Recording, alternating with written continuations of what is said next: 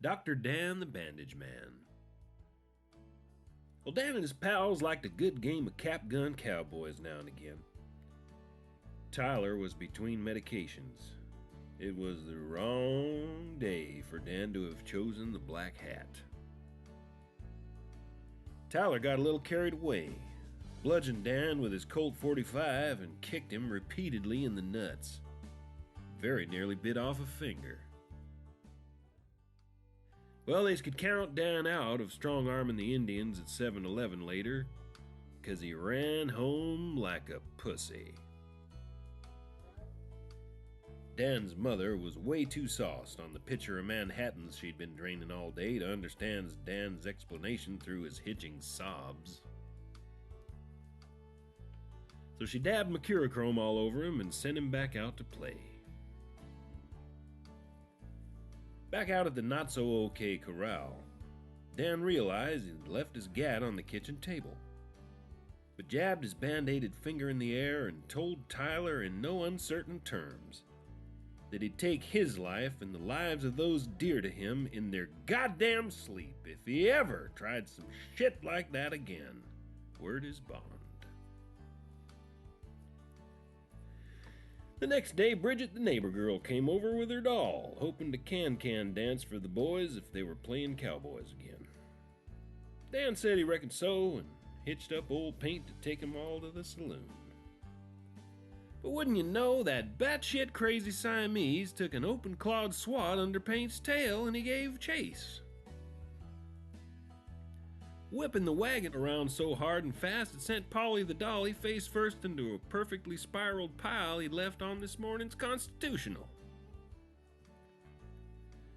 Bridget was furious and vowed to take his balls for earrings and have him on the next sloop to a Pyongyang diner. But Dan talked some sense and wiped most of the dog shit from the doll's face, except from the weighted blinking eyelids. That was there to stay.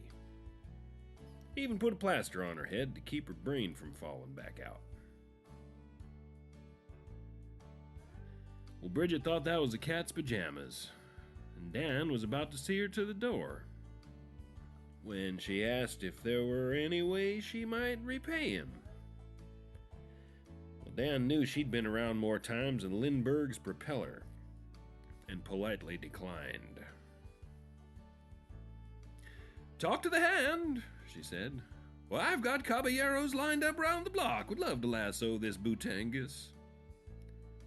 Point well made, thought Dan, shrugging and rolling his eyes. Old Paint come out on the wrong end of his encounter with the cat, who'd made a pom-pom of his delicious testicles and broken a few toes into the bargain. As Dan was making his way back to his room for an 11th finger handshake to a National Geographic, he found their gardener Alejandro spouting some pigeon gibberish about the rhododendron coming to life and mocking him. Well, Dan had heard all this before, of course, and wasn't about to entertain any more of his Latin voodoo hoo-ha. He instructed the clearly high groundskeeper to follow him into the main house to see what Dad had to say about all this. His father let Dan and the dog decide the man's fate. The recipient of a number of unrequested push-mower haircuts while napping on the lawn, Old Paint gave him 4 claws down. Dan gave him a box of laundry quarters and put him on a bus back to Guatemala. Polly and Paint reconciled, eloped, adopted a pair of hamster siblings, and are reportedly making a home for themselves in the shed.